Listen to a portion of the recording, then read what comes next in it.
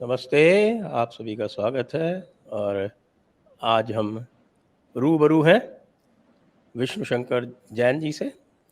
आप सभी लोग इनसे परिचित हैं। जयपुर डायलॉग्स पे तो इनका आना काफ़ी समय से होता ही रहा है और हमने आरंभ किया था जब इन्होंने मथुरा में केशव देव जी मंदिर में पिटीशन लगाई थी। तब से लगातार हमारे जयपुर डायलॉग्स पर आपका आना जाना रहता है। नमस्कार विष्णु जी, आपका स्वागत है।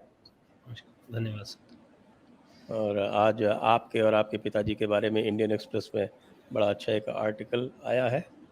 मैं दर्शकों से कहूँगा उसको अवश्य पढ़ें। और अब हम बात करेंगे थोड़ी ज्ञानवापी मंदिर के केस के बारे में और थोड़ा मथुरा के केस के बारे में।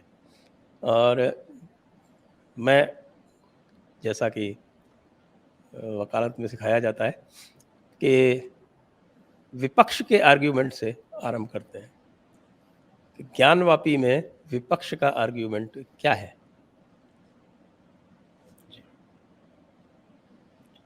देखिए, सबसे इम्पोर्टेंट बात ये है, आपने बड़ा अच्छा सवाल पूछा और पहले तो आपको बहुत बहुत धन्यवाद। आपने मुझे इस इतने इम्पोर्टेंट प्लेटफॉर्म पे और आपके इतने प्रेस्टिजियस चैनल पे मौका दिया कि मैं आके यहाँ पे अपनी बात रखूँ।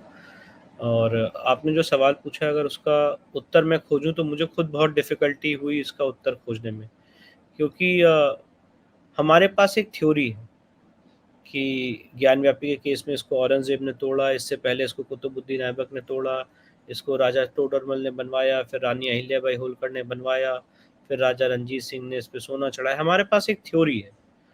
अगर आप मुस्लिम समाज के लोगों से बात करेंगे कि भाई इस मंदिर को, जो आप जिस इसे मस्जिद कहते हैं, इसको कब बनवाया गया, तो उनके पास कोई थ्योरी नहीं है। अगर आप उनसे बात करेंगे कि ये मस्जिद थी कि ईदगाह थी, कि सिर्फ अलविदा की नमाज़ पढ़ने के लिए जगह थी, कि उर्स सेलिब्रेट करने के लिए जगह थी, तो उनके पास कोई फिक्स जवाब नहीं। अलग-अलग आपको कॉन्ट्राडिक्टरी जवाब मिलेंगे। कोई कहेगा उर्स के लिए यूज़ होती थी, कोई कहेगा अलविदा की नमाज़ के लिए यूज़ होती थी, कोई कहेगा ईदगाह थी, कोई कहेगा मस्जिद थी, कोई कहेगा हम ऐसे मस्जिद थी पर हम उसको यूज़ नहीं करते थे। अलग-अलग थ्योरीज़ आएँगी। और उसका कारण ये है कि अगर आप दीन मोहम्मद का जजमेंट देखेंगे, जो जी। पोस्ट डिमोलिशन जजमेंट है, सिविल सूट नंबर 62 ऑफ 1936, तो उसमें ये स्थिति बड़ी स्पष्ट रूप से आई है, जिसमें डिस्ट्रिक्ट मजिस्ट्रेट वॉटसन का लेटर भी लिखा हुआ है 1809 का, जिसमें कहा उन्होंने कि पूरी जगह हिंदुओं को सौंप देनी चाहिए। और उसके बाद डिमोलिशन के बाद 18 अप्रैल 1669 के उस फरमान के बाद और 2 सितंबर 1669 के उस फरमान को कंप्लाई करने के, औरंगज़ेब ने फरमान दिया था 18 अप्रैल 1669 को जी, कि जी, डिमोलिश किया जी। जाए। 2 सितंबर को उसको रिपोर्ट किया गया कि हाँ, डिमोलिश किया जा चुका है। उसके हाँ, बाद भी हिंदुओं ने, मासीर आलमगीरी में वो लिखा हुआ है, वो दोनों हाँ, फरमान मजलिस मौजूद है। आलमगीरी में वो लिखा हुआ है, मौजूद है। तो और वो एशियाटिक लाइब्रेरी ऑफ कोलकाता में भी है। तो उसके बाद भी हिंदुओं ने वहाँ पे अपना हक नहीं छोड़ा। ये सबसे महत्वपूर्ण बात है। और हिंदू बराबर उस जगह के लिए लड़ता, कटता, मरता रहा, बराबर हमारा वहाँ पे राइट असर्ट रहा। तो जब ये एक स्थिति उत्पन्न हुई कि ये हमारी उस सो कॉल्ड हमारा जो पवित्र मंदिर था उसमें सो कॉल्ड ये अपना मस्जिद बना के घुस गए, तो it was a case of illegal encroachment. और अगर आप इस चीज़ को एनालाइज करेंगे तो जैसे दीन मोहम्मद के केस में स्टोरी, मैं दीन मोहम्मद के जजमेंट को सैक्रोसेंट नहीं मानता हूँ, क्योंकि डेफिनेटली उसमें हिंदूज पार्टी नहीं थे, पर उस समय की जो स्थिति उत्पन्न हुई, कुछ हद तक वो उस पे प्रकाश डालता है। जी। एक तो ब्रिटिश सरकार का एफिडेविट है दीन मोहम्मद के केस में, जिसमें कहा गया है वफ़ नहीं है। साथ ही साथ 15 लोगों की गवाहियाँ हैं जो कहते हैं कि हिंदुओं की, जो कहते हैं कि वहाँ पूजा करते थे और हिंदू के किसी भी पक्षकार को पार्टी नहीं बनाया। राम मंदिर का केस जो प्रक्रिया हुई थी वो ऑर्डर 1 रूल 8 की प्रक्रिया थी, जिसमें समाज के हर एक आदमी पे वो बाइंडिंग है जजमेंट, भले ही वो पार्टी हो चाहे ना हो। वैसे ही दीन मोहम्मद का केस में ऐसा कोई प्रक्रिया नहीं अपनाई गई। पर मैं ये दीन मोहम्मद के केस इसलिए यहाँ पे कोट कर रहा हूँ कि पोस्ट डिमोलिशन भी हम वहाँ पे पोजेशन में रहे, पार्शियल पोजेशन में रहे। और ये जो आउटर कोर्टयार्ड है, एग्रीमेंट इसी पे हुआ था कि जो मस्जिद का एनक्लोजर है, इसमें ये अपनी नमाज करेंगे और आउटर कोर्टयार्ड पे हम अपनी पूजा करेंगे। जी। जिसको कालांतर में बदलते-बदलते सरकारों ने वहाँ पे बैरिकेडिंग लगा के हमें पोज़ीशन से बाहर फेंक दिया। तो आपने जो बात कही कि सबसे पहले अगर विपक्षी के आर्गुमेंट से शुरू करें, तो उनके आर्गुमेंट का सबसे पहला बेसिस है दीन मोहम्मद का जजमेंट, जो ये कहते हैं कि भाई यहाँ पे वक़्फ़ मान लिया, सुन्नी हनाफी वक़्फ़ मस्जिद माना है इसको। तो उसके लिए हमारा 2 कहना है। पहली बात तो उस जजमेंट में हम पार्टी नहीं थे, और दूसरी बात, दीन मोहम्मद का जजमेंट ऑन कंसेप्ट भी गलत है। ऑन कंसेप्ट इसलिए गलत है क्योंकि दीन मोहम्मद के जजमेंट में ये होल्ड हुआ है कि वहां पे औरंगजेब ने एक मंदिर को तोड़ा, और वो हाई कोर्ट से भी ये फाइंडिंग होल्ड रही है। तो मुझे लगता है वो एक ब्रिटिश एरा था जिसमें जो हिंदू लॉ की थीम और कंसेप्ट है वो क्लियरली नहीं आ पाई, और हिंदूज अपना पक्ष नहीं रख पाए क्योंकि वो पार्टी ही नहीं थे कि अगर आपने कोई मंदिर तोड़ा है तो वो कभी भी मस्जिद या वक्फ नहीं हो सकती है। और उसमें एक पोजीशन बड़ी और अच्छी उभर के आई कि उस एरिया पे कब्जा करने के लिए, अपना राइट एसर्ट करने के लिए ये भारी मात्रा में आके नमाज पढ़ते थे कि हिंदूज वहां पे आउट ऑफ पोजीशन हो जाए। तो मैं सारी इसलिए बता रहा हूँ कि उनकी आर्गुमेंट का फाउंडेशन है दीन मोहम्मद की ये डिफेक्टिव फाइंडिंग और ये पार्शियल फाइंडिंग, क्योंकि दीन मोहम्मद में बहुत सारी फाइंडिंग हिंदुओं के पक्ष में भी है और बहुत सारी फाइंडिंग एक पोर्शन को सुन्नी हनाफी मस्जिद कहा गया है। तो ये उनके आर्गुमेंट की पहली बेसिस है जो कि फैलिशियस है, जो कि बेसलेस है, जैसे कि मैंने आपको बताया, क्योंकि हिंदूज में पार्टी नहीं थे। और दूसरा सबसे बड़ा आर्गुमेंट है प्लेसेस ऑफ वर्शिप एक्ट। हाँ, प्लेसेस ऑफ वर्शिप वो एक्ट तो वो 1991 तो उनकी आत्मा है इसमें। आत्मा है इस समय। ऐसा लगा कि नरसिम्हा राव ने 1991 में प्लेसेस ऑफ वर्शिप एक्ट नहीं, कुछ धर्म ग्रंथ लिख दिया है जिसको मुस्लिम ने इतना माना। अब मैं एक बात पूछना चाहता हूँ और मैं खुद से एक सवाल पूछता हूँ कि प्लेसेस ऑफ वर्शिप एक्ट अंततोगत्वा करता क्या है? What is the essence of places? मैं मुस्लिम से, आपने बिल्कुल सही बात कही कि उनके आर्गुमेंट से समझते हैं। तो उनका कंसेप्ट और उनकी थीम ये है, उनका इंटरप्रिटेशन ये है कि प्लेसेस ऑफ वर्शिप एक्ट ये कहता है कि जो 15 अगस्त 1947 को जो जिस धर्म स्थल की स्थिति थी वो वैसे ही रहेगी, और उसको रेस्टोर करने के लिए कोई कोर्ट में केस फाइल नहीं कर सकता है, और अगर कोई कोर्ट में केस चल रहा था तो वो इमीडिएट इफेक्ट से खत्म हो जाएगा। और राम मंदिर को उससे एग्जेम्प्ट किया गया था। तो उनका कहना ये है कि राम मंदिर तो एग्जेम्प्ट हो गया था, इसलिए हमने उस पर लीगल लड़ाई लड़ ली, पर बाकी पे हम लीगल लड़ाई नहीं लड़ेंगे और कोई कोर्ट में केस नहीं चल सकता है। अब मैं एक सवाल खुद से पूछता हूँ, अगर उनका इंटरप्रिटेशन मान ले आज, जो हम मानने को रेडी नहीं है, पर अगर मान ले तो उसका अंत क्या होगा, उसका नतीजा क्या होगा? कोर्ट में कोई केस नहीं चलेगा, जहां पे इतिहास में कोई मंदिर तोड़ी गई है उसकी रेस्टोरेशन की कोई मांग नहीं होगी। तो फिर आदमी जाएगा कहाँ, लोग जाएंगे कहाँ? ऑब्वियस सी बात है, एक डेमोक्रेटिक सेटअप में वो पार्लियामेंटेरियंस के पास जाएंगे, वो इस देश के जो प्राइम मिनिस्टर हैं, जो चीफ मिनिस्टर हैं, जो लेजिस्लेटर्स हैं, उनके पास जाएंगे और ये मांग रखेंगे कि भाई ये मंदिर रेस्टोर किए जाए। और अगर खुदा ना खास्ता 1% चांस से पार्लियामेंटेरियंस ने उनकी बात मान ली और ये सारी जगह by one stroke of pen, by one stroke of legislation हिंदुओं को सौंप दी, तब क्या वो उसको मानेंगे? क्योंकि प्लेसेस ऑफ वर्शिप एक्ट भी एक्ट ऑफ पार्लियामेंट है, और जो पार्लियामेंट अगर ये मांग उठेगी और उस पर अगर कोई एक्ट लाएगी तो वो भी एक्ट ऑफ पार्लियामेंट होगा। तो इसीलिए कंसेप्ट ये है, थीम ये है कि अगर इस समाज का एक वर्ग कह रहा है कि ये मस्जिद है, दूसरा वर्ग कह रहा है कि ये मंदिर है, तो उसका धार्मिक स्वरूप तय होना जरूरी है, और वो सीपीसी में एविडेंस के थ्रू, एक कोर्ट की प्रक्रिया के थ्रू हो सकता है कि समाज में हर व्यक्ति को लगे कि उन्होंने इस न्यायिक प्रक्रिया में पार्टिसिपेट किया, भागीदारी बने और न्याय हुआ। हम उनकी तरह नहीं बिलीव करते कि दीन मोहम्मद के फैसला कराया उसमें हिंदुओं को पक्षकार भी नहीं बनाया। हम चाहते हैं कि हर एक आदमी समाज का पार्टिसिपेट करे और इस जुडिशियल प्रोसेस में अपनी बात रखे। तो ये सबसे पहला उनका एक आर्गुमेंट है कि Deen Mohammad place of worship act के हिसाब से केस नहीं चल सकता है, जिसका मैंने यहाँ पे आपको प्रत्युत्तर दिया कि जुडिशियल रिव्यू और जुडिशियल रेमेडी तो संविधान की आत्मा है। अकबरुद्दीन ओवैसी साहब इतनी बातें करते हैं और वो ये कहते हैं कि सुप्रीम कोर्ट ने राम मंदिर के केस में प्लेस ऑफ वर्शिप एक्ट को सराहा है, सेक्युलरिज्म का बेसिक स्ट्रक्चर माना है, बेसिक फीचर माना है। मैं उनसे पूछना चाहता हूं आपके चैनल के माध्यम से, जुडिशियल रिव्यू भी तो बेसिक स्ट्रक्चर का पार्ट है, जुडिशियल रेमेडी भी तो बेसिक स्ट्रक्चर का पार्ट है। डॉक्टर बी आर अम्बेडकर ने कहा था कि आर्टिकल 32 तो भारतीय संविधान की आत्मा है, इसके बिना सब कुछ बेकार है, सारे फंडामेंटल राइट्स बेकार है। तो जुडिशियल रिव्यू आप अगर किसी व्यक्ति का छीनना चाहते हैं तो ये कैसे हो सकता है?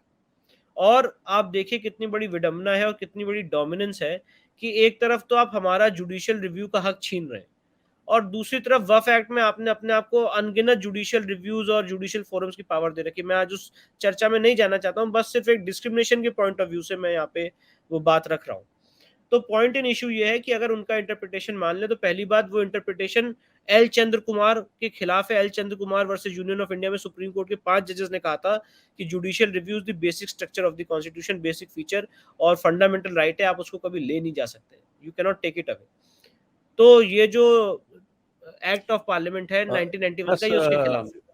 अयोध्या वाला, जो अयोध्या का एक्विजिशन वाला केस हुआ था, इकबाल फारूकी वाला, जी, उसमें अयोध्या के केसेस भी इन्होंने अबेट किए थे, उसको भी जी, कोर्ट ने सेट असाइड कर दिया था कि बाकी तो पूरा एक्ट उन्होंने अपहोल्ड कर दिया था, लेकिन अपहोल्ड किया था, डॉक्ट्रिन हाँ। ऑफ सेवरेबिलिटी लगा के ये जो जुडिशियल रिव्यू जो उन्होंने बंद किया था, केसेस अबेट किए थे, जी, उसको उन्होंने हटा दिया था। तो वही वही यहाँ पे लागू क्यों नहीं होगा? बिल्कुल सही बात है, और मैं कहता हूँ यहाँ पे नहीं, वो सारी जगह पे लागू होना चाहिए जहाँ-जहाँ केस फाइल होते हैं। क्योंकि इस्माइल फारूकी में भी प्लेसेस ऑफ वर्शिप एक्ट की कॉन्स्टिट्यूशनल वैलिडिटी अंडर चैलेंज नहीं थी। इस्माइल फारूकी में क्वेश्चन वाज़ कि क्या आप किसी रिलीजियस प्लेस को एक्वायर कर सकते हैं, जो कि सुप्रीम कोर्ट ने कहा कि येस यू कैन एक्वायर। और इस्माइल फारूकी मुस्लिम पक्ष को अच्छे से पता है, उसका पैरा 86 राजीव धवन साहब 8 महीने तक सुप्रीम कोर्ट में बहस करते रहे कि मस्जिद का होना इस्लाम का एसेंशियल पार्ट है और नमाज के लिए मस्जिद होना ज़रूरी है। जबकि इस्माइल फारूकी की पैरा 86 में दूसरी चीज़ लिखी हुई है कि नमाज पढ़ने के लिए मस्जिद होना ज़रूरी नहीं है, नमाज कहीं भी पढ़ी जा सकती है। तो point in issue is this कि प्लेसेस ऑफ वर्शिप एक्ट 1991 ना सुप्रीम कोर्ट के सामने राम मंदिर केस में इशू था, ना सुप्रीम कोर्ट के सामने इस्माइल फारूकी में इशू था, और इसकी आज तक कोई कॉन्स्टिट्यूशनल वैलिडिटी कभी चैलेंज नहीं हुई। We were the first in the country कि हमने इसकी कॉन्स्टिट्यूशनल वैलिडिटी चैलेंज की, और आज की डेट में आपके चैनल के माध्यम से एक ऐसा लीगल रेवोल्यूशन हुआ है कि 7 से 8 petition places of worship act को चुनौती देते हुए हो चुकी हैं, और मुझे लगता है आगे आने वाले समय में और होंगी। तो हाँ, मैं पॉइंट भी इन ज्वाइन इशू इज करने वाला दिस। हूँ उसे। जी, आप भी उसको जॉइन करने वाले हैं, तो बहुत एक अच्छी चीज़ है, क्योंकि काला कानून है और लोगों की judicial remedy it takes it away. सबसे दूसरी बात, इनका दूसरा, हमारा जो दूसरा इंटरप्रिटेशन है इस आर्गुमेंट को प्रत्युत्तर करते हुए, कि प्लेसेस ऑफ वर्शिप एक्ट यहाँ पे नहीं अप्लाई होता है क्योंकि धार्मिक स्वरूप निर्धारित होना, पहली बात। और जब सुप्रीम कोर्ट में डिस्कशन चल रहा था अभी रिसेंटली इस ज्ञानव्यापी केस में, तो ऑनरेबल मिनिस्टर जस्टिस चंद्रचूड़ ने भी ये बात कही कि धार्मिक स्वरूप तो तय होना ज़रूरी है, वो भी तो निर्धारित होगा, और उन्होंने अग्यारी और क्रॉस का भी एग्ज़ाम्पल दिया। जी हाँ, तो जी मैं हाँ। उनको कोट इसलिए नहीं कर रहा हूँ कि यहाँ पे कोई प्रेसिडेंट सेट करने के लिए, मैं सिर्फ एक बता रहा हूँ कि एक वर्ग में, एक थिंक टैंक में, एक जुडिशियल सर्कल्स में ये भी एक थॉट प्रोसेस है जो हमने, एक हमारा लीगल आर्गुमेंट जो हमने डेवलप किया है। तो उन्होंने ये नहीं कहा कि भाई जो ये कह रहे हैं वही सही है, पर उन्होंने कहा ये भी एक काउंटर आर्गुमेंट है। तो ये काउंटर आर्गुमेंट इसलिए है, जैसे कि मैंने आपको बताया कि 15 अगस्त 1947 को हमें सिर्फ आज़ादी मिली थी। अब उसमें आगे हमें कितना बढ़ना है, क्या-क्या रिस्टोर करना है, आप एक रेट्रोस्पेक्टिव लॉ से उसको कैसे रोक सकते हैं?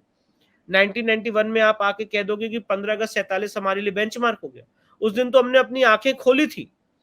उस दिन तो इस देश के जो हिंदू हैं, उन्होंने सिर्फ साँस लेना शुरू किया था गुलामी की इस जंजीरों से।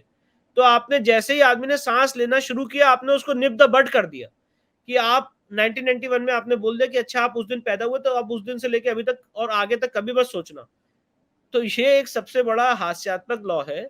और दूसरी सबसे इम्पोर्टेंट बात ये है कि राम मंदिर को क्यों एग्जेम्पशन दिया गया प्लेस ऑफ वर्शिप एक्ट से? क्योंकि हम और आप जाग चुके थे, राम मंदिर के लिए 1989 में आंदोलन अपने चरम पे था, और इसीलिए राम मंदिर को एग्जेम्प्ट किया। तो जैसे राम मंदिर को एग्जेम्प्ट किया है, वैसे इन सारे केसेस को प्लेस ऑफ वर्शिप एक्ट से एग्जेम्प्ट करना चाहिए, और प्लेस ऑफ वर्शिप एक्ट को, मेरा ऐसा मानना है, या तो टोटल रिपील करना चाहिए, नहीं तो उसमें एक बात ऐड करनी चाहिए कि प्लेस ऑफ वर्शिप एक्ट वहाँ पे लागू नहीं होगा जहाँ पे किसी मंदिर को तोड़ के मस्जिद में कन्वर्ट किया गया, या वाइस वर्सा किसी मस्जिद को तोड़ के मंदिर में कन्वर्ट किया गया, वहाँ पे लागू नहीं होगा। और प्लेसेस प्रॉब्लम ऑफ ये है कि वर्शिप है, दूसरा एग्ज़ाम्पल एक भी नहीं मिलेगा। दूसरा एग्जाम्पल एक भी नहीं मिलेगा, और उसके लिए मुस्लिम समाज कभी सामने भी नहीं आएगा। और प्लेसेस ऑफ वर्शिप एक्ट वहाँ क्यों नहीं लागू होता है जब कश्मीर में इतने सारे मंदिर तोड़े? उसका सेक्शन 3 तो हमने चैलेंज भी नहीं किया, और सेक्शन 3 में यही तो लिखा है कि कोई अब किसी धर्म स्थल को चेंज नहीं करेगा, हमें उससे कोई दिक्कत नहीं। पर जो कश्मीर में हमारे इतने सारे मंदिर तोड़े गए उसका क्या? और वो तो 1992 के बाद हुए, उसको कौन रिस्टोर करेगा?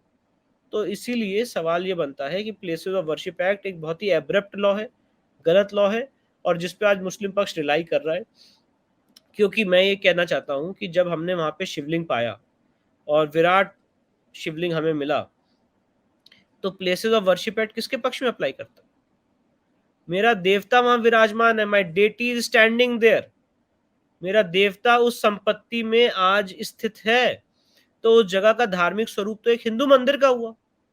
तो 15 अगस्त 1947 को भी वहां पे मेरा देवता विराजमान था। आप वहां पे घुस के नमाज पढ़ लो, उसके डोम, मेरे डोम के ऊपर अपना डोम रख दो, तो उससे क्या वो जगह मस्जिद हो जाएगी, उसका धार्मिक स्वरूप बदल जाएगा। इसीलिए मुझे ऐसा लगता है कि प्लेसेस ऑफ वर्शिप एक्ट उनके खिलाफ अप्लाई होता है, क्योंकि उन्होंने एक मंदिर को कन्वर्ट करके मस्जिद में तब्दील करने की कोशिश की। प्लेसेस ऑफ वर्शिप एक्ट के बहुत सारे इंटरप्रिटेशंस हैं, और वन ऑफ द इंटरप्रिटेशन ये है, और मैं तो ये कहना चाहता हूँ कि जब मेरा शिवलिंग वहां पे मौजूद है, मेरे देवता वहां विराजमान हैं, तो सबसे पहले तो ये असर्टेन हो कि वो शिवलिंग नीचे तक कहाँ तक जा रहा है। जब हम बोलते हैं कि वो कहते हैं कि ये फव्वारा है, तो हम कहते हैं इस फव्वारे को आप चला के दिखाइए, तो वो चलाते नहीं है। हम कहते हैं शिवलिंग, एडवोकेट कमीशन की रिपोर्ट आई है कि 2.5 फीट का है उसमें 663 सेंटीमीटर का किया गया है, जो कि करीब अराउंड 2 फीट आता है, तब भी 0.5 फीट का डिफरेंस रह जाता है। तो पानी तो वहां से नीचे से आया नहीं। अब पानी कहाँ से आ रहा है इस फाउंटेन में? आज तक जवाब नहीं दे पा रहे। और जो चक्री है, वो चक्री उनके स्टोर रूम में मिली है मस्जिद के, जो अभी कुछ दिन पहले वहां से हटाने बढ़ाने की कोशिश की जा रही थी, सीआरपीएफ ने उनको रोक लिया। तो सवाल ये है कि प्लेसेस वो ऑफ वर्शिप चक्री एक्ट, कितनी बड़ी है, अगर ये पूछ। चक्री गोल साइज की है, करीब 4 फीट डाया की होगी, और उसको वो उसके ऊपर चलाते थे, करीब कहते थे 20 साल पहले चलाते थे, जो वहाँ के केयरटेकर है, कभी कहते थे 15 साल पहले चलाते थे। कैसे चलाते थे? पर बिजली से चलाते थे, मैकेनिकली कैसे चलाते थे? नहीं, कोई बिजली नहीं है, ना वहाँ पे कोई बिजली का तार है, ना नीचे कोई पंप है। अब औरंगजेब ने कोई अलग टेक्नोलॉजी बनाई हो, तो वो तो जब वजू की दीवार खोलेंगे, वजू खाने के नीचे की, तब पता चलेगा जाके कि कौन सी ये पावर जनरेट होती है कि बिना 0.5 सेंटीमीटर का डिफरेंस होते हुए भी ये चक्री चल रही थी। तो अल्टीमेटली कहने का पॉइंट ये है कि अल्टीमेटली ताजमहल कहने का में पॉइंट, जी, ताजमहल में बड़ा इलेबोरेट फाउंटेन सिस्टम हुआ करता था, वो मैंने अभी दिखाया था, एक जी, एपिसोड भी किया था। जी, उसमें जो है वो पहले 3 स्टेजेस पे रहट लगा के और पानी ऊपर खींचते थे और टैंक में ऊपर भर के फिर वहाँ के वो फाउंटेन चलते थे। तो ये फाउंटेन हम्म। कैसे चल रहा था? यहाँ तो कोई रहट भी नहीं दिखी, कोई कुआं भी नहीं दिखा, कोई किस तरह का नहीं दिखा, हमने तो पानी वही ऊपर चढ़ा बोला, कैसे, फाउंटेन चला कैसे? ये प्योर शिवलिंग है। सर, मैं आपके चैनल के माध्यम से बहुत ही उससे कहना चाहता हूँ संजीदगी से, और जिसका मजाक उड़ा के, जिसका तिरस्कार करके वहाँ पे वजू की जा रही थी। उसके बगल में एक कुआं भी है जिससे शिवलिंग का अभिषेक किया जाता था, उस कुएं को भी इन्होंने ढक रखा था। और जब कमीशन की कार्रवाई हुई थी, और जिस दिन हम कमीशन में गए थे, तो खूब पानी भर रखा था वजू खाने में। मेरे जो कमीशन के बाकी साथी हैं, वो और चीज़ें देख रहे थे, तो मैंने जब वजू खाने को देखा, तो मुझे वजू खाने में बीच में ये एक दीवार दिखी, कुएं टाइप की, कुएं जैसी दीवार। तो मैंने तब मस्जिद के केयरटेकर से कहा कि आप इसको पानी को कम करिए, तो उन्होंने कहा पानी कम करेंगे तो मछलियां मर जाएंगी। तो अच्छा। फिर हमने मत्स्यन विभाग के अधिकारी को बुलाया, उनसे ऑक्सीजन डलवाई गई पानी में, और ये हुआ कि पानी 3 फीट का वजू खाना है, तो पानी 2 फीट तक कम किया जाएगा और इतनी ऑक्सीजन पहुंचाई जाएगी कि आपकी मछलियां ना मरे। और वजू हम्म, खाने का जो पानी है, उसको भी हम टच नहीं करेंगे, हम सीढ़ियाँ लगा के जाएंगे, क्योंकि वो पानी भी बड़ा पवित्र पानी है। हम्म, तो फिर एनीवेज हम वहाँ पे पहुंचे और सीढ़ियाँ लगा के, और जब सीढ़ी लगा के पहुंचे, तो देखा भगवान शिव का विराट शिवलिंग है। मेरे तो रोंगटे खड़े हो गए। मैंने वहाँ पे हर हर महादेव के जन उद्घोष से हमारे एडवोकेट कमीशन के जितने लोग हैं, उन्होंने कहा कि ये तो शिवलिंग है और आपने इसको फव्वारा बता रहे हैं। फिर उनसे एजाज से पूछा गया, जो केयर टेकर है, कि भाई ये हम्म, फव्वारा कैसे है, चला के दिखाइए। तो उन्होंने कहा चलता ही नहीं है, 12 साल पहले चलता था, फिर कहा 20 साल पहले चलता था। तो हम्म, अल्टीमेटली उस शिवलिंग को छुपाने की पूरी कोशिश की गई थी, जो हमने पकड़ा, जिसपे इन्होंने एक चक्री टाइप की चीज लगाई थी कि उसको फाउंटेन का शेप दे सके। और उसमें कोई भी नीचे ना वाटर मैनेजमेंट सिस्टम है, ना कहीं से पावर आ रही, क्योंकि 0.5 फीट का गैप है, काफी बड़ा गैप है। और साथ ही साथ एक और बात कहना चाहता हूँ, जो शिवलिंग का स्वरूप है, मुझे ऐसा लगता है, हो मैं सकता है एक आई मे बात बी और इससे रॉन्ग। पूछूंगा कि ये जो इन्होंने इसका एक तरह से म्यूटिलेट या वैंडलाइज करने का प्रयास किया, ये तो क्रिमिनल केस की संज्ञा में आ जाएगा। जी बिल्कुल, अगर प्लेसेस ऑफ वर्शिप एक्ट को मानते हैं, अगर प्लेस ऑफ वर्शिप एक्ट को मानते हैं, तो सेक्शन 3 के तहत ऑफेंस है। इसलिए मैंने कहा कि प्लेसेस ऑफ वर्शिप एक्ट किसके पक्ष में अप्लाई होता है, ये तो धार्मिक स्वरूप तय होने के बाद पता चल जाएगा। अगर उस जगह का धार्मिक स्वरूप एक हिंदू मंदिर का है, तो प्लेसेस ऑफ वर्शिप एक्ट के साथ खिलवाड़ तो आपने किया है। देखिए, पहली बात मैंने इसलिए कहा पॉइंटर्स के साथ places of worship act unconstitutional है। सेकंड बात, अगर प्लेसेस ऑफ वर्शिप एक्ट यहाँ पे अट्रैक्ट नहीं होता है। तीसरी बात, अगर प्लेसेस ऑफ वर्शिप एक्ट यहाँ पे अट्रैक्ट होता भी है by no stretch, by 1% stretch of imagination, तो वो उनके खिलाफ अट्रैक्ट। तो ये मेरे 3 लिम्ब ऑफ आर्ग्यूमेंट है। तो इसीलिए मैं ये कहना चाहता हूँ। जी सर। और मैं थोड़ा सा जो लॉ ऑफ द डेटी है उसके बारे में भी जी, लोगों को बताएं, क्योंकि इसके बारे में मुझे लगता है सभी हमारे दर्शकों को जानना आवश्यक है कि जी, जो लॉ ऑफ द डेटी है भारत में ऑपरेट करता है, उसके अनुसार डेटी का क्या स्वरूप है, उसके क्या राइट्स हैं, उसके क्या केस लॉज हैं, ये थोड़ा सा आप जी। बताएंगे तो ये और भी स्पष्ट हो जाएगा कि देखिए जहाँ पर जी, डेटी स्थापित है। और ये अभी कुछ दिनों पहले शबरीमाला जो के केस में शबरीमला के केस में, चिदम्बरम वाले केस में, हाँ, सॉरी पद्मनाभ स्वामी मंदिर के केस में जो डेटी के राइट्स हैं, उसको बड़े नहीं, अच्छे से पद्मनाभ सुप्रीम स्वामी कोर्ट ने के अलावा जो जस्टिस गोगोई ने चिदम्बरम मंदिर का, जो जी, नटराज मंदिर है चिदम्बरम वाला, जी, उसके केस में जी, भी उसको होल्ड जी, किया है, बार बार होल्ड हुआ जी। ये। और उसका भी थीम समझाता या हूँ। देखिए, सबसे इम्पोर्टेंट बात ये है कि जो हिंदू डेटी है, उसको एक परपेचुअल माइनर माना जाता है और एक लिविंग एंटिटी माना जाता है। It has a right to sue and it can be sued upon. और हिंदू डेटी को एक लिविंग एंटिटी माना जाता है। उसको एक जीवंत प्राणी की अ, दर्जा दिया गया है हमारे इस इंडियन सेटअप में, और ये प्रिवी काउंसिल से और हिंदू लॉ से, बीके मुखर्जी का जो हिंदू लॉ है उससे सेटल्ड लीगल पोजीशन चली आ रही है, जो प्रिवी काउंसिल ने भी रिकॉग्नाइज किया। राम मंदिर के केस में सुप्रीम कोर्ट ने भी इस चीज़ को काफ़ी हद तक डील किया।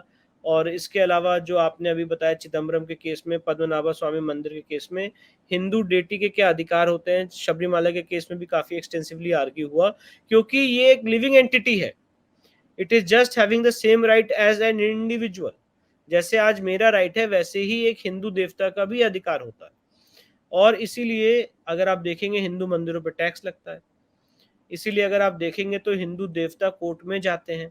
भगवान राम इसलिए कोर्ट में गए, भगवान कृष्ण इसलिए कोर्ट में गए, आदि विशेश्वर इसलिए कोर्ट में गए, क्योंकि वो एक लिविंग एंटिटी है। और उसके पीछे थीम ये है कि जो हम निरंकार, कुछ लोग हमारे हिंदू समाज में सनातन धर्म में निरंकार ब्रह्म की पूजा करते हैं, कुछ लोग आकार ब्रह्म की पूजा करते हैं। और उस आकार ब्रह्म को जब वो ये मानते हैं कि हाँ, इस सृष्टि में कोई एक ऐसी ताकत है जो इस पूरी सृष्टि को चला रही है, उनका आराध्य देव उसका उनका उसका एक अंग है, उसका एक अभिन्न अंग है, तो उस आराध्य देव की पूजा करने के लिए जो उस शक्ति को वो मानते हैं, उसको एक मूर्ति का फॉर्म देते हैं। उसकी प्राण प्रतिष्ठा की जाती है।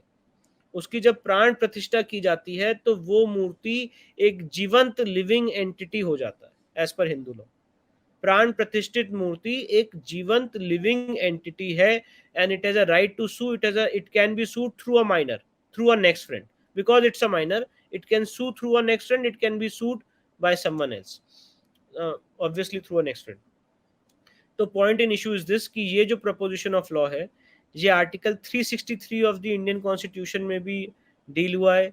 आर्टिकल 372 से ये जो privy council of B K Mukherjee के जो कंसेप्ट्स और थीम्स हैं, ये चलते चले आ रहे हैं। और अगर आप इस चीज़ की और डीप में जाएंगे, तो आप देखेंगे कि पद्मनाभा स्वामी मंदिर के केस में साईं दीपक साहब ने ये आर्गुमेंट किया था, और बड़ा इंटरेस्टिंग आर्गुमेंट था उनका, कि हिंदू डेटी के भी राइट्स हैं और उनका भी ये अधिकार है। साथ ही साथ शबरीमाला के केस में, आई एम सॉरी, शबरीमाला के केस में साईं दीपक ने आर्गुमेंट किया था कि हिंदू डेटी का भी अधिकार है कि वो ये डिसाइड करे कि उसकी पूजा पाठ कैसे होनी है, उसके शास्त्रों के हिसाब से होनी है कि नहीं होनी, किस कंसेप्ट से होनी है। क्योंकि अगर आज आप शबरीमाला के केस को एनालाइज करेंगे, तो वहां पे जो देवता हैं वो नैष्टिक ब्रह्मचारी, आजीवन नैष्ठिक ब्रह्मचारी हैं। ब्रह्मचारी है और उन्होंने शपथ ले रखी है कि वो किसी युवती के ऊपर दृष्टिपात नहीं करेंगे। हाँ, एटर्नल सेलिब्रेसी की उन्होंने शपथ ले रखी है, और वो 10 साल से 50 साल की महिलाएं इसलिए वहां पे वर्जित हैं। तो point in issue is this कि शाही दीपक ने यही बात कोर्ट के सामने रखी थी कि जो हिंदू देवता हैं, एक तो भक्त का अधिकार है पूजा करने का, और जो देवता का अधिकार है उसका क्या। देवता का भी अधिकार है कि वो अपने आप की पूजा कैसे करवाए, किस माध्यम से करवाए, उसका क्या आगमा शास्त्र हो, उसका क्या लॉ हो। और अगर आप साउथ में देखेंगे जितने मंदिर हैं, या हमारा जो सनातन हिंदू थीम है, तो आगमा लॉ का कंसेप्ट है कि जिसको आगमा शास्त्र पता है, वही मंदिर में पूजा कर सकता है। कोई हर आदमी वहां पे गर्भगृह में घुस के पूजा नहीं कर सकता है। You have to know the Agama Shastra, तभी आप किसी मंदिर में पूजा कर सकते हैं। तो point in issue is this कि हिंदू देवता का भी अधिकार है कि उनके जो नियम हैं, उनके जो कायदे कानून है, वो फॉलो किए जाएं, और उसके हिसाब से ही भक्त चले। वो प्रिंसिपल डेटी है, सुप्रीम डेटी है। और जो भक्त हैं, सिर्फ उनका उनका अधिकार है पूजा करने का, और हिंदू देवता का सबसे पहला अधिकार है कि पूजा कैसे किए जाने, उनके कैसे नियम बनेंगे, ये उनके जो रिचुअल्स हैं ये वो डिसाइड होता है आगमा शास्त्र के हिसाब से, उनके जो माइथोलॉजी है उसके हिसाब से। जैसे फॉर एग्जाम्पल अगर आज आप काल भैरव मंदिर में जाएंगे तो वहां पे तामसिक पूजा होती है। अगर आज आप एक शिव मंदिर में जाएंगे तो वहां पे एक भस्म आरती और बाकी ढंग की पूजा होती है। अगर आप एक दुर्गा मंदिर में जाएंगे तो वहां पे सात्विक ढंग की पूजा होती है। अगर आज आप एक गणेश मंदिर में जाएंगे तो वहां पे एक अलग तरह की व्यवस्था बनी हुई है। तो point in issue is this कि हर देवता का अपना एक नियम है, अपना शयन का, अपना उठने का, अपना चयन का, हर एक चीज का उनका अपना एक नियम है, और उस नियम को एक कॉन्स्टिट्यूशनल सैंक्शन मिली है by virtue of Article 25, by virtue of Article 21, by virtue of Article 13, by virtue of Article 363, and by virtue of Article 372, up with BK Mukherjee ka Hindu law, and along with the judgments of the Supreme Court in Shabrimala, in Padmanabha Swami Temple, and in Chidambaram case temple। ये सारी चीजें इसलिए मैं बताना चाह रहा था कि आज वहां पे काशी विश्वनाथ के केस में मेरे देवता विराजमान है, ही स्टैंडिंग देयर, और जब मेरे देवता विराजमान है तो उनका जो अधिकार है वो सुप्रीम अधिकार है, और वहां पे किसी भी तरह की कोई मस्जिद नहीं हो सकती।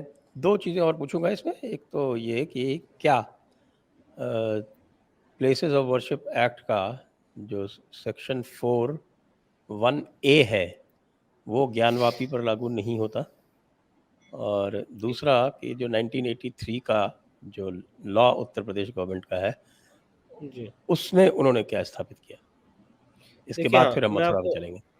जी सबसे इम्पोर्टेंट बात ये आपने पूछा प्लेसेस ऑफ वर्शिप एक्ट का सेक्शन 1A ज्ञानव्यापी पे लागू नहीं होता। मैं एक बार इसको देख लेता हूँ रेफरेंस के लिए, क्योंकि कोई 4(1)(a) बात 4(1)(a) एक मिनट, मैं एक मिनट पढ़ ले रहा हूँ। जिसमें एक्सेप्शंस दिए हैं और जिसमें ये कहा गया है कि it will not apply to ancient and historical monuments yes yes, and 4(3)A, 4(3)A है, सॉरी 4(3)(a) ओके। वही मैंने कहा, नो प्रॉब्लम सर। हाँ 4(3)A एंशियंट, आपने बहुत अच्छा इंटरप्रिटेशन दिया है, और ये जो इंटरप्रिटेशन है ये हमारा भी one of the limb of the arguments है, क्योंकि ये इसीलिए ये असर्टेन होना बहुत ज़रूरी है कि ये जो शिवलिंग है और ये जो स्ट्रक्चर है कितना पुराना है।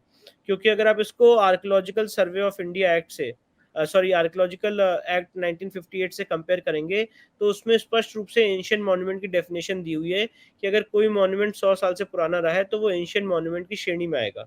इसलिए सेक्शन 4(3)A में लिखा है any place of worship referred to in subsection in the said subsection which is an ancient and historical monument or a archaeological site or remains covered by the Ancient Monuments Act or any other law for the time being in force। तो अगर वो इसकी श्रेणी में आता है तो वो इससे एग्जेम्प्ट किया जाएगा।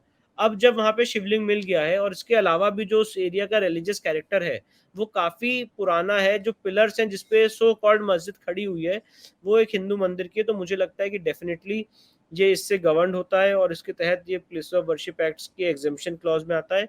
और साथ ही साथ मैं कहता हूँ रिलीजियस कैरेक्टर भी डिटरमाइन होना बहुत ज़रूरी है। अगर मैं कह रहा हूँ शिवलिंग है, वो कह रहे हैं फव्वारा है, तो पहले असर्टेन हो जाए कि ये शिवलिंग है कि फव्वारा है, आर्कियोलॉजिकल सर्वे इसका असर्टेनमेंट कर ले और फिर आगे बढ़े केस। पर इसके अलावा जब ये आर्गुमेंट होता है तो मुस्लिम पक्ष क्या आर्गुमेंट कर रहा है? मुस्लिम पक्ष ये कह रहा है कि केस ही आगे नहीं बढ़ सकता, हम तो मेंटेनेबिलिटी पे बहस करेंगे। आपका प्लेंट स्वीकार होने जाने योग्य नहीं है, जो ऑलरेडी स्वीकार किया जा चुका है, जिस पे कमीशन बैठ चुका है। अब 51 पैरा का प्लेंट है, उन्होंने 12 पैरा पढ़े हैं, और इसी स्पीड से चलेंगे तो अगले 2 दिन में 36 पैरा तक पहुंचेंगे, फिर सिविल कोर्ट की छुट्टी हो जाएगी। और विडंबना देखिए कि सुप्रीम कोर्ट ये गए थे, इन्होंने कहा था कि ऑर्डर 7 रूल 11 प्रायोरिटी पे डिसाइड हो। सुप्रीम कोर्ट ने निर्देश दिया कि हाँ प्रायोरिटी पे डिसाइड हो जाए 7-11। जब प्रायोरिटी पे डिसाइड हो रहा है, जज साहब कहते हैं कि आप सुबह 10:30 बजे से बहस शुरू कर दिए, तब कहते हैं हमें बहुत सारे प्रोफेशनल काम हैं 10 से 2 बजे तक, तो 2 बजे रख लीजिए। तो ये सारी तो वही चीजें हैं, टैक्टिक्स है जो इन्होंने अयोध्या में अपनाई थी, वो वही वही टैक्टिक्स है। टैक्टिक्स हैं जो अयोध्या में अपनाई थी, क्योंकि आप केस के मेरिट्स पे बात नहीं करना चाहते हो, और आज तक आपने अपना केस ओपन नहीं किया है, WS तक नहीं दिया है कि आपका डिफेंस क्या है, लाइन ऑफ डिफेंस क्या होगा, नथिंग। सिर्फ प्लेसेस ऑफ वर्शिप एक्ट और केस बार्ड है, और उसी से डिस्ट्रिक्ट जज से लेके सुप्रीम कोर्ट तक लटकाने अटकाने और भटकाने की कोशिश। जी सर, आप कुछ और 1983 एक्ट जो है उत्तर प्रदेश का, जी जिससे ये ये बहुत आपने महत्वपूर्ण सवाल पूछा, और ये मैं आपको यहाँ पे डिस्कस करना चाहता था कि 1983 एक्ट का क्या इम्पैक्ट है, और उसका क्या यहाँ पे वैल्यू है, मैं इसको भी बताता हूँ। इसका जो सेक्शन 4 सब क्लॉज 9 है 1983 एक्ट का, ये बड़ा महत्वपूर्ण है क्योंकि ये जो है वो टेम्पल को डिफाइन करता है, टेम्पल क्या है। और उसको मैं यहाँ पे पढ़ना चाहता हूँ, काशी विश्वनाथ एक्ट को, इसका section 4 sub clause 9। Temple means the temple of आदि विशेश्वर, मतलब जो आज हम मंदिर में पूजा कर रहे हैं वो तो सांकेतिक ज्योतिर्लिंग है। ओरिजिनल टेम्पल वो है जो आदि विशेश्वर का मंदिर है।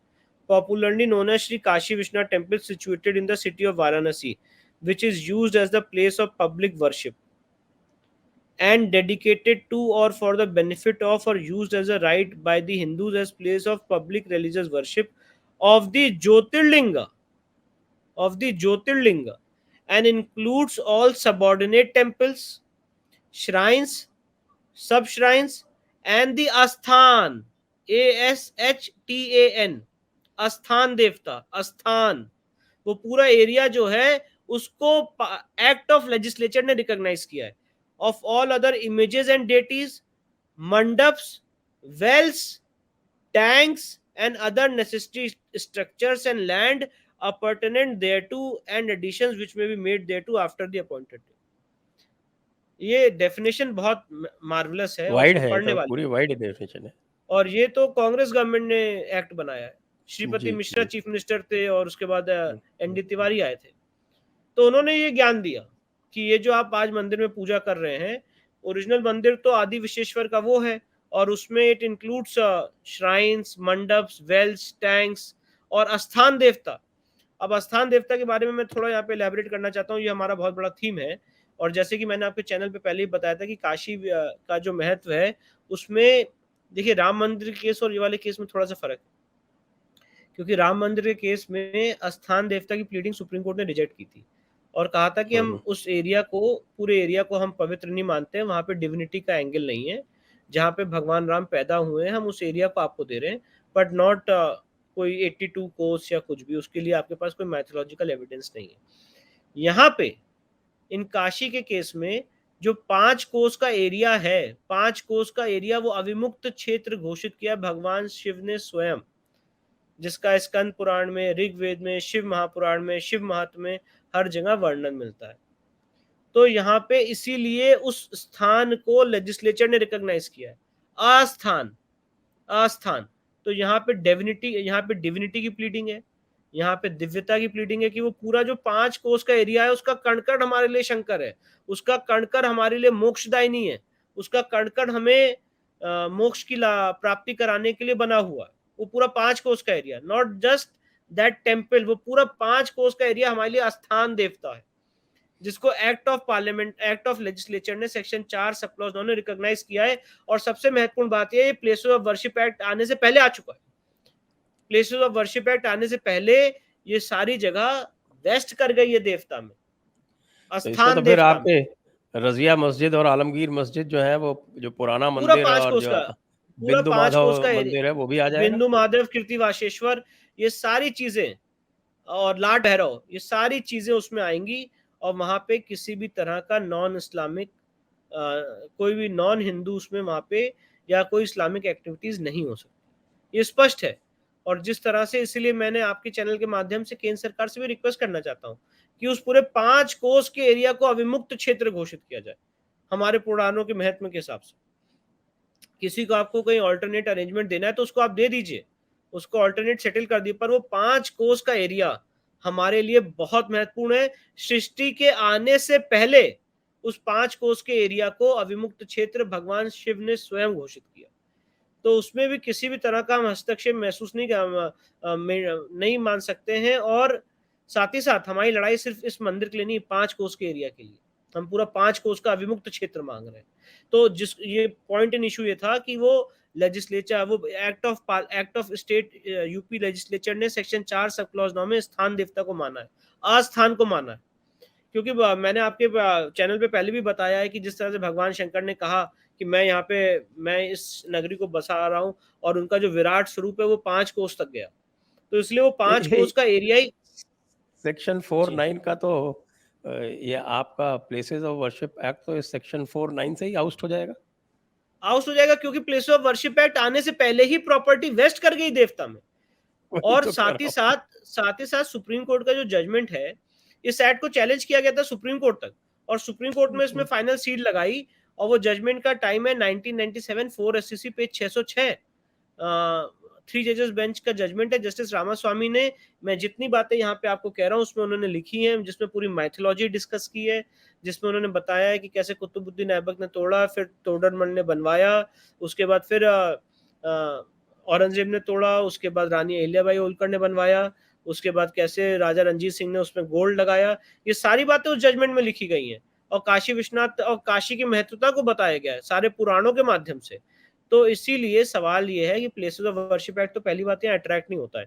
दूसरी बात, आप वहां पे हमारा देवता विराजमान है, और तीसरी बात, हमारी यहाँ पे स्थान देवता और डिविनिटी की प्रीडिंग है कि वो पूरा 5 कोस अविमुक्त क्षेत्र है। उस पूरे 5 कोस को अविमुक्त क्षेत्र हमें घोषित कराना है, उसके लिए भी हमने केस फाइल कर रखा है। तो जी, जी। जी अब आइए थोड़ा मथुरा के बारे में बात कर लेते हैं। जी और मथुरा में आपको बधाई कि आपने इतनी सारी बाधाओं के उपरांत भी जो आपने रिवीजन लगाया था, वो जी आपने जीता। सर, बहुत बहुत और बाधाएं आई मथुरा के केस में, और बहुत परेशानी हुई। मुझे लगता है भगवान श्री कृष्ण ने हम लोग का इम्तिहान लिया, और हम लोग का निष्काम कर्म योग था, जिसकी वजह से आज ये जजमेंट हम सबके सामने है। देखिए, पॉइंट इन इशू मथुरा में ऐसा था कि जब हमने केस फाइल किया था तो एक बड़ी एब्रप्ट सी फाइंडिंग आई, जो हमने आपके चैनल पे हे केशव हम आएंगे में डिस्कस भी की थी। और जजमेंट ये दिया गया कि अगर इसको मान लिया जाए तो बहुत सारे भक्त आ जाएंगे, और कोर्ट आने से यहाँ की न्यायिक व्यवस्था चरमरा जाएगी। अब तो न्यायिक व्यवस्था मुझे पता नहीं चरमराई कि नहीं, क्योंकि कितने सारे केस फाइल हो चुके हैं श्री कृष्ण जन्मभूमि के। और उन्होंने ये कहा कि इनको राइट टू सू नहीं है देवता को। हमने वहां पे डिस्ट्रिक्ट जज के साहब के सामने करीब 40 हियरिंग की हूँ। 40 हियरिंग पे मैं या मेरे फादर साहब या हमारी लीगल टीम वहाँ पे रही, और कभी एडजेंट हो जाता था, कभी वहाँ पे ट्रायल कोर्ट में। 40 हियरिंग तो ऑन रिकॉर्ड है। काफ़ी ऐसी हियरिंग्स हैं जो उसमें हम जाते थे, जिसमें कंडोलेंस हो गया, कभी स्ट्राइक हो गई, कभी कुछ हो गया, कभी कुछ हो गया, तो दिल्ली से जाते थे, 2 घंटे जाना 2 घंटा आना, वो पूरा दिन उसमें लगता था। पर अल्टीमेटली एक्सरसाइज यही थी कि जो ऑनरेबल मिस्टर जस्टिस छाया शर्मा ने जजमेंट दिया है, उसको कहा जाए कि ये जजमेंट राम मंदिर के केस के खिलाफ है, 5 जजेस के सुप्रीम कोर्ट के खिलाफ है, और टोटली आपने केस फाइल करते समय जो प्लेंट एडमिट की जाती है, उस प्लेंट को आपने एट द थ्रेशोल्ड रिजेक्ट करके डस्टबिन में फेंक दिया, इतनी वेल रिसर्च प्लेंट को, बिना कोई रीजन के, एक एबरट फाइंडिंग से। ये एक एरोनियस जजमेंट है, गलत जजमेंट है, जिसको हमने चैलेंज किया था। और विडंबना देखिए, हमारा केस तो डिसमिस किया, 10 से 15 केस मथुरा की सिविल अदालत में फाइल हुए जो पहले दिन एडमिट हो गए, पहले दिन ही एडमिट हो गए। और वो सारे केस भी होल्ड पे पड़े रहे, इसलिए कि भाई जब इस केस का निर्णय आ जाएगा तब आगे बढ़ा जाएगा। तो जब हमने डिस्ट्रिक्ट जज महोदय के सामने बहस की, तो हमारा पॉइंट ऑफ आर्गुमेंट और लिम यही था कि भाई, पहली बात तो राम मंदिर केस में पैरा 364 ऑनवर्ड्स ये स्पष्ट रूप से सुप्रीम कोर्ट ने लिखा है कि देवता को केस फाइल करने का अधिकार है अगर शिकायत नेग्लिजेंट रहा है, और भक्त को भी अधिकार है केस फाइल करने का, और भक्त का अधिकार एक हायर राइट है केस फाइल करने का। ये सारी बातें हमने दिखाई, प्लस हिंदू मंदिर को कैसा वहाँ पे कंसेप्ट है, कैसे वहाँ पे आस्था रही है, पैरा 116 117 की मंदिर बनाने का जो संकल्प होता है वो अमर होता है। इसके साथ साथ जो 12 अक्टूबर 1968 का समझौता है वो कैसे फ्रॉड से हुआ, साथ ही साथ जो इलाहाबाद हाईकोर्ट का जजमेंट है जिसमें कहा गया है कि ये समझौता आप सिविल कोर्ट में चैलेंज कर सकते हैं, ये सारी बातें हमने उनको दिखाई। और ये बताया कि ऑनरेबल कोर्ट का जजमेंट लोअर कोर्ट का कितना गलत, कितना एब्रप्ट था, और उसको मानते हुए डिस्ट्रिक्ट जज साहब ने ये तो कहा ही कहा कि वो जजमेंट गलत था, साथ साथ ये भी कहा कि प्लेस ऑफ वर्शिप एक्ट यहाँ पे अट्रैक्ट नहीं होता। जो आपके मैंने चैनल पे बात रखी थी केशव हम आएंगे में, कि यहाँ पे प्लेसेस ऑफ वर्शिप एक्ट नहीं अट्रैक्ट होता है, क्योंकि हम 12 अक्टूबर 1968 के समझौते को चैलेंज कर रहे हैं, और जो बिल्कुल, मस्जिद बिल्कुल, बनी या बिल्कुल। मस्जिद का जो हम स्वरूप देख रहे हैं 15 अगस्त 1947 के बाद का है, तो उसको तो हम क्वेश्चन कर ही सकते हैं। तो 15 अब अगस्त उस केस 1947 को तो टाइटल पूरा का पूरा हिंदू पक्ष के पास था। पूरा डी जूरे ओनर हम थे, भले ही आप घुस जाएं कब्जे में रह लें, तो उसका तो उससे आपको कभी टाइटल नहीं मिल जाएगा इलीगल पोजीशन से। तो इसीलिए, और हिंदू डेटी तो माइनर होता है, उसके खिलाफ आप एडवर्स पोजीशन क्लेम नहीं कर सकते। तो उसके खिलाफ हमने डिस्ट्रिक्ट जज महोदय के सामने ये पिटिशन डाली थी, जिसको डिस्ट्रिक्ट जज साहब ने अलाउ किया है। अब मुझे ऐसा लगता है कि हमारे मुस्लिम समाज के भाई ये प्लेसेस ऑफ वर्शिप एक्ट की जो रट है उसको लिए हुए हाई कोर्ट जाएँगे, फिर उस रट को लिए हुए सुप्रीम कोर्ट जाएँगे और हम वो लड़ाई लड़ते रहेंगे। पर मैं इसीलिए आपके चैनल के माध्यम से कहना चाहता हूँ इसमें इन्होंने सेक्शन 4(3)(b) का एग्जेम्पशन अलाउ किया है। जी, कि ये क्या कहते हैं एग्जेम्प्टेड है क्योंकि ऑलरेडी ये चीज़ हो चुकी है और इसीलिए आप उसको उस पर्व्यू में नहीं ला सकते हैं। साथ ही साथ सबसे महत्वपूर्ण बात ये है, मैं इसको बार-बार रिपीट करना चाहता हूँ कि अगर एक पक्ष कह रहा है कि ये मंदिर है, दूसरा पक्ष ये कह रहा है मस्जिद है, तो सिर्फ़ किसी के मस्जिद कह देने से मस्जिद हो जाएगी क्या? या किसी के मंदिर कह देने से मंदिर हो ये जाएगी? तो यही चाहते हैं, ये तो यही चाहते हैं कि जहाँ डिसाइड ये डिक्लेयर कर डिसाइड दें। तो होना है कोर्ट्स। आपका कोई राइट ही नहीं है, आप बस ये कहते हो कि हम नमाज़ पढ़ रहे हैं और इसलिए मस्जिद हो गई। तो इसीलिए ये सारी चीज़ें हमने कोर्ट के पटल पे रखी हैं। माननीय न्यायालय ने हमारी पिटीशन अलाउ की है, 1 जुलाई की डेट पड़ी है और अब हम उसका ट्रायल शुरू करेंगे, प्रिलिमिनरी इश्यूज़ बनेंगे, एविडेंस लीड की जाएगी और सारी बातें कोर्ट के सामने रखी जाएँगी अगर हमें ट्रायल का मौका मिलता है तो। पर एक बात मैं और रखना चाहता हूँ यहाँ पे कि सीपीसी की इतनी जटिल प्रक्रिया है और जिस तरह से हम केसेस देख रहे हैं, तो मैं ये आग्रह भी करूँगा आपके चैनल के माध्यम से कि इसके लिए हमें सोचना चाहिए कि जिस तरह से अगर आज आप कहीं कचरा पड़ा हुआ है, कहीं नदी गंदी है, कहीं बिल्डिंग ज़्यादा बन गई, पॉल्यूशन हो गया, सॉइल कितनी निकल गई ज़मीन से, हर एक चीज़ पे चिंता करने के लिए एनजीटी बैठी हुई है, जो जिसमें सुप्रीम कोर्ट के रिटायर्ड जजेस रहते हैं, हाई कोर्ट के जजेस रहते हैं, टेक्निकल मेंबर रहते हैं, एक्सपर्ट मेंबर रहते हैं। पर जो इतना बड़ा मुद्दा है, जो लोगों की आस्था से जुड़ा हुआ मुद्दा है, उसके लिए आप हमें सिविल कोर्ट फेंक देते हैं। और सिविल कोर्ट में सबसे लोएस्ट जो कोर्ट है वो है सिविल जज सीनियर डिवीजन। अभी तो सुप्रीम कोर्ट ने हाल ही में कहा कि हम चाहते हैं इस तरह के सेंसिटिव मैटर्स एक सीजन्ड हैंड एग्जामिन करे, इसलिए डिस्ट्रिक्ट जज का ट्रांसफर किया गया। तो इस जुडिशियल अप्रोच में फ़र्क आना पड़ेगा, इस लेजिस्लेटिव अप्रोच में फ़र्क आना पड़ेगा और ये सारे मसले जो हैं एक स्पेशल कोर्ट में जाने चाहिए जिसकी फर्स्ट अपील सीधे सुप्रीम कोर्ट लाई करे और डे टू डे बेसिस पे इश्यूज फ्रेम करके विद इन 6 मंथ्स इसका ट्रायल खत्म होना चाहिए कि ये सारे जो डिस्प्यूट्स हैं ये एमिकेबली और एक जुडिशियल प्रोसेस से कॉन्स्टिट्यूशनल सेटअप में रिजॉल्व हो पाएँ। तो इसकी भी एक बहुत बड़ी मुहिम चलाने की हम लोग को ज़रूरत है क्योंकि सीपीसी की इतनी जटिल प्रक्रिया है, अगर आप सीपीसी की प्रक्रिया के माध्यम से चलेंगे तो कभी केस डिसाइड ही नहीं हो पाएगा। इसीलिए आगे चल के जब अभी ये केस आगे बढ़ेगा तो हमारी ये माँग रहेगी भारत सरकार से कि इसके लिए स्पेशल ट्राइब्यूनल बनाया जाए। जब एनजीटी का केस एक स्पेशल ट्राइब्यूनल देख सकता है। एक गवर्नमेंट एम्प्लॉयी को कितनी पेंशन मिली, ₹100 कम हुए, ज़्यादा हुए, कम मिले, ज़्यादा मिले, उसके लिए स्पेशल ट्राइब्यूनल हो सकता है, जिसे हम सैट कहते हैं। एक सेंट्रल गवर्नमेंट के एम्प्लॉयी के लिए स्पेशल ट्राइब्यूनल हो सकता है, जिसको हम कैट कहते हैं।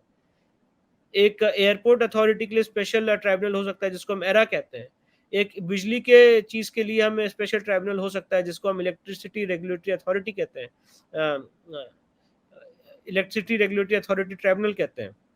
ऐसे कंज्यूमर के लिए आपने सामान कितना खरीदा, कम खरीदा, गलत खरीदा, उसके लिए सुप्रीम कोर्ट के रिटायर्ड जजेस बैठ सकते हैं और national consumer forum, state consumer, district consumer forum बैठ सकते हैं। तो जो आराध्य का मुद्दा है जहाँ पे लोगों की जन भावनाएँ जुड़ी हुई हैं, उसका स्पीडी ट्रायल स्पेशल ट्राइब्यूनल क्यों नहीं बन सकता है, जब कावेरी वाटर डिस्प्यूट का ट्राइब्यूनल बन सकता है। इसीलिए बहुत ज़रूरी है कि इस तरह के जितने मसले हैं, हमारी कोशिश ये है कि पहले हम उनको फ़ाइल करें और उसके बाद इनको हम एक स्पेशल ट्राइब्यूनल में भेज के इसका त्वरित और जल्द से जल्द न्याय कराएँ और उसकी फर्स्ट अपील सीधे सुप्रीम कोर्ट में लाई करें। इस तरह का एक मैकेनिज़्म सेटअप करने की बहुत ज़रूरत है। बहुत-बहुत धन्यवाद विष्णु जी। आपने सभी मुद्दों को बहुत ही स्पष्ट तरीके से और बिल्कुल खोल के हमारे दर्शकों को समझाया है और मुझे लगता है कि इससे और भी अधिक जानकारी और भी अधिक अवेयरनेस बढ़ेगी। आपको बहुत-बहुत धन्यवाद, आपको साधुवाद, आपको और आपके पिताजी को, दोनों को। आप इस प्रकार से एक धार्मिक लड़ाई आगे बढ़ के लड़ रहे हैं। हम सभी आपके साथ हैं। Thank you. जय हिंद, वंदे मातरम। वंदे मातरम।